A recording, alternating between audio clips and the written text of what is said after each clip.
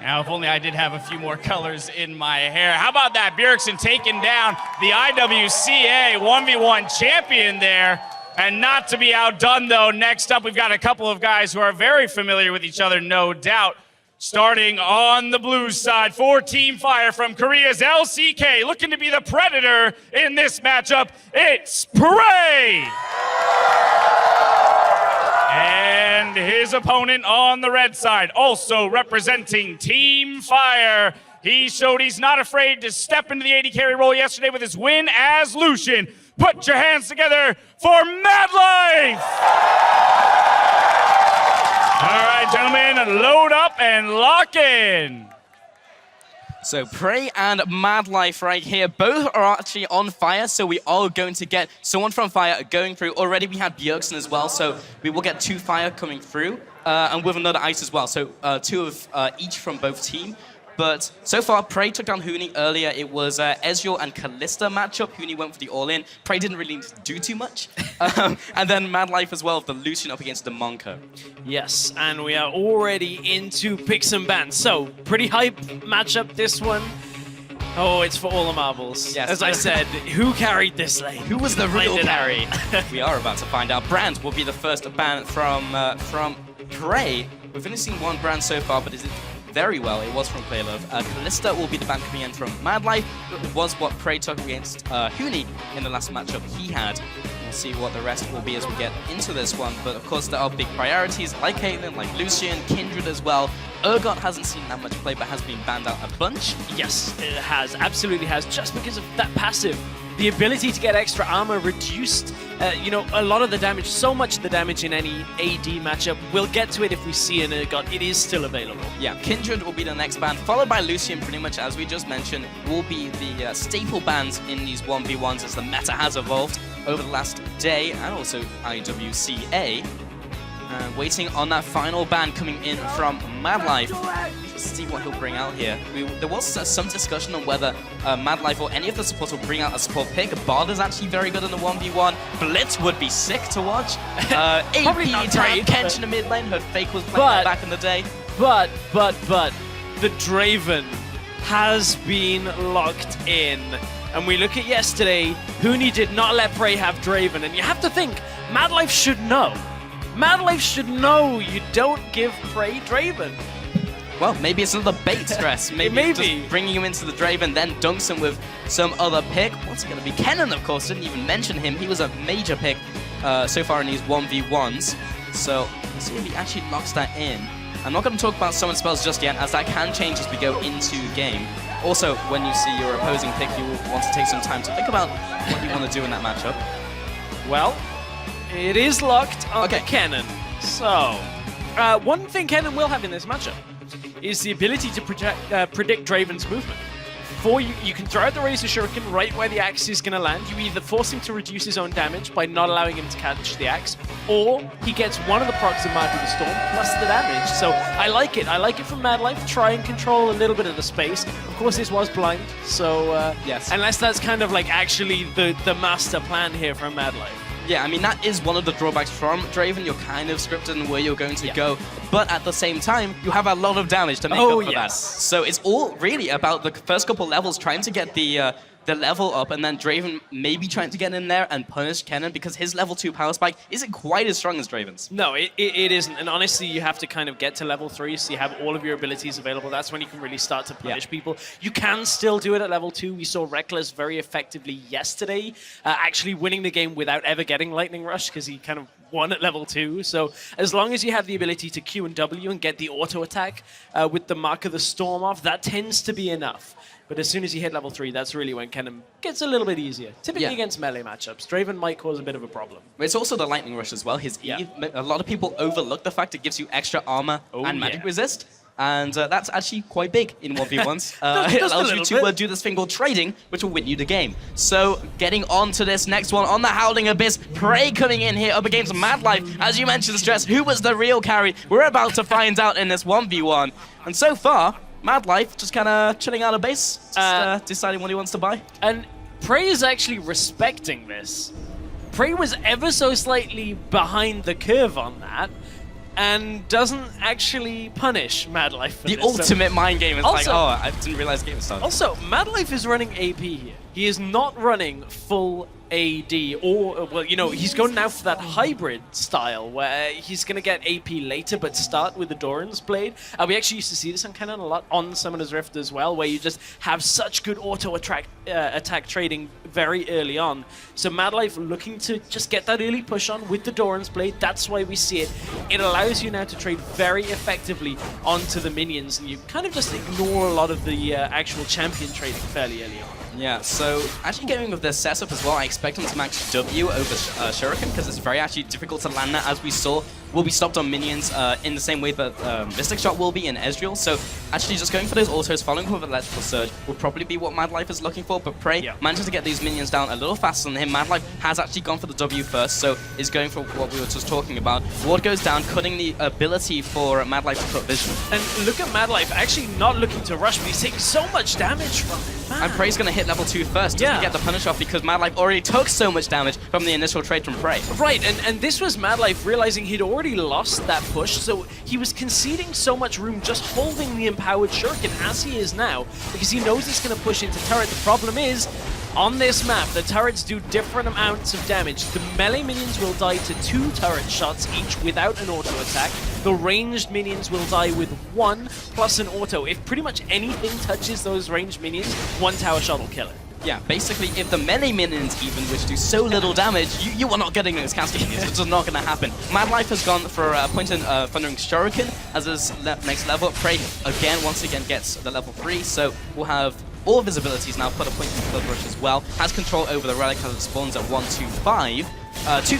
2 minutes 25 rather, and 1:15 is the respawn on that. So PraY will be trying to camp over that when he continues to push up. MadLife finally gets the auto down with the W follow-up, but the only way he's ever going to get the stun is if PraY is out of position for the Thundering Shuriken, or is in range for MadLife to go for his E.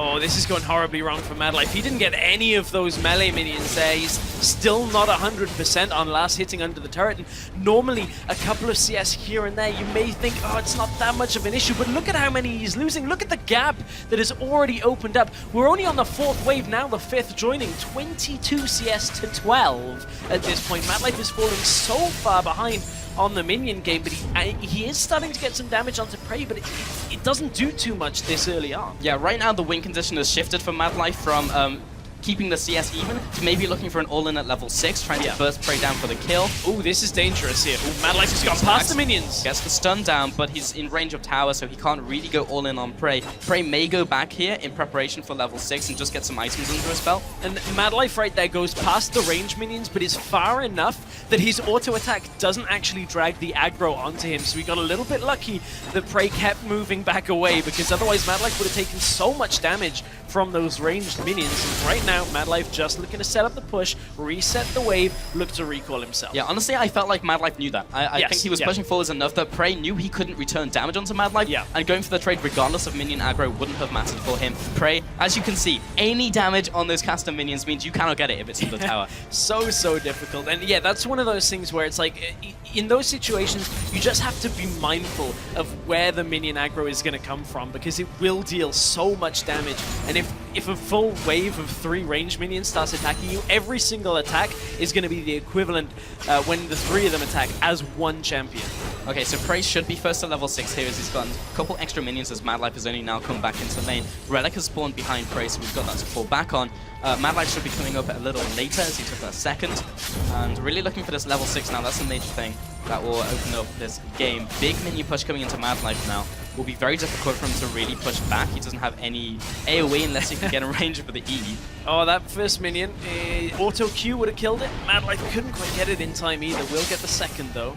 It's so difficult to CS here unless you can get the actual kind of angle on the Q and the autos in the right time. MadLife's doing a better job now. As I say that, he missed one as the minions aggroed onto it, but you know, you win some, you lose some. Yeah, okay, so around 10 CS ahead now is PraY, and actually first level 6 was MadLife. I was wrong on that one. Now PraY gets to level 6, and MadLife may be looking to jump in here with the ultimate. PraY's not currently in kill range, so MadLife will want to try and get some damage down onto him, but it's so difficult with the shurikens, and if you get in range for the auto with cannon, you're going to take 2 autos or more from PraY, which are going to hurt way more. Yeah. You can see there's the telegraphing of PraY now has 2 axes. How will the juggling go for PraY? This is a lot of damage if he gets 2 autos up onto MadLife. It will focus down the minions for now, though. Taking so much damage, stand aside as well. I actually feel like PraY could have gone in for an extra auto down to MadLife, but was paying respect, being so near the turret, also with the level 6 on MadLife. But again, he's not in kill range, so definitely PraY could have gone for a 1 more auto, maybe even 2 with the attack speed. Now, something that not many people know is you can, as Draven, if you have enough attack speed, you have to click Q again to add more axes into your rotation. So you can actually be juggling like 3 or 4, or like many axes. If you don't max attack speed, I think I've seen someone juggle 5. Probably won't reach that. That's pretty micro-intensive, I'm not gonna lie. PraY can do that. But this is all about micro. That is true, but so much of it is about the minions. You can't just go juggling 5 axes around and run around and not care. But PraY taking a lot of damage, will trade it back onto MadLife for now. Very tense game so far, but you can see PraY has extended. Look at the lead he's got, Pulse. 56 CS to 45 right now.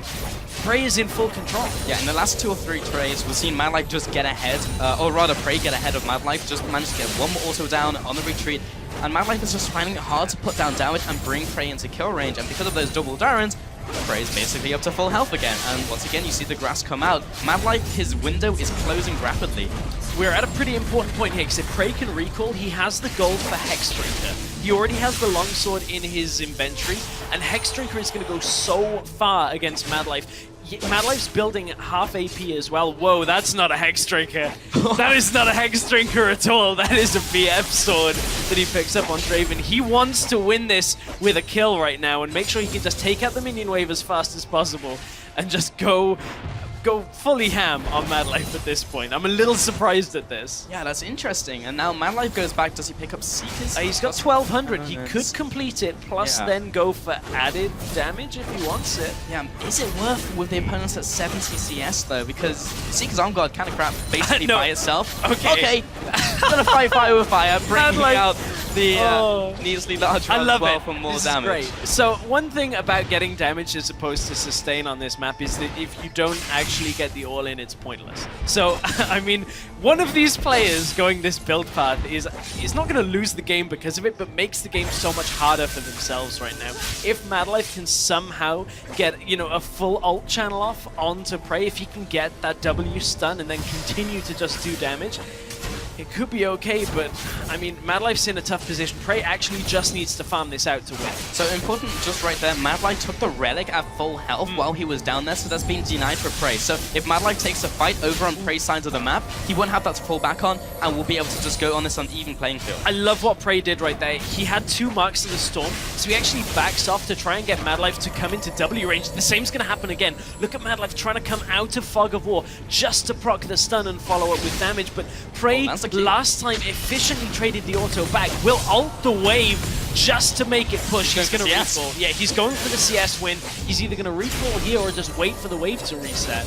Yeah, right now being 3 waves away from winning the game, he's just going to keep farming it out. There's no real reason to try and straight up kill MadLife. He's I love it. The side of the map. I love it. It's great. So with the ward in the bush on PraY's side, MadLife has full control of the area behind PraY's minions. So MadLife never has to cross it and denies so much of this farm for PraY. He says, if you want to go for a CS win, I'm going to make you fight me for it. And MadLife won't take aggro from this until an auto attack lands. He can just queue out again and again and again. They can even hit PraY, and MadLife will be fine as long as the minions are just attacking his. Yeah, literally notice this. MadLife is not even hitting the minions. He's letting it go over to his side of the map. However, he did just kill 1 minion, and now it's pushing back into PraY. So it has now been broken. The idea was fantastic. It was great. I love it. He sold PraY out for so long.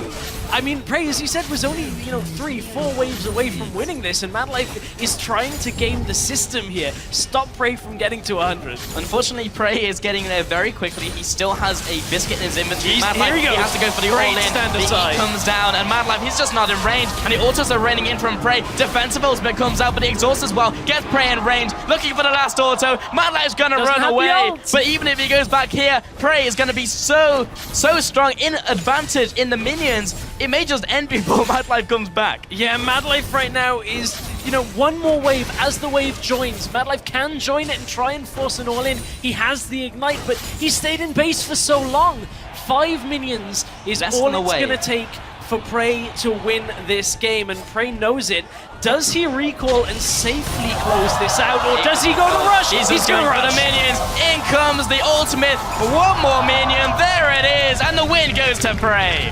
PraY, he knew what was going on. I would love to hear some of the communication between those two on that game, especially while MadLife was zoning. I love the attempt.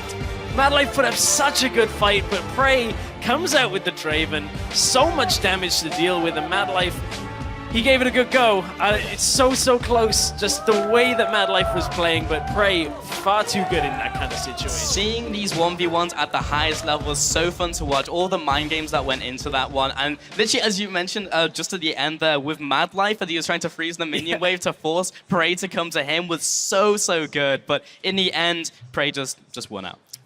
In the end, PraY just won. He just kind of won. I feel like that happens quite a lot, just in general. It's like, oh, PraY won again. Okay, well, fine. Okay, not a problem. That was an awesome 1v1. I like that. Our 1v1s today have been so good for so many different reasons. Yeah. Seeing PraY and MadLife go at it was that's a special moment, I think. I like that. Yes, it was. They were both from Fire, as we mentioned before the game, so at least one Fire will be going through. And it should be a 2 out of 2 for yeah, both it will. sides. Yeah. The next matchup is guaranteed to be Fire versus Ice, because up next, Rookie and Lex take to the stage, and they are both Team Ice members, and Dash is going to let us know what they're all about.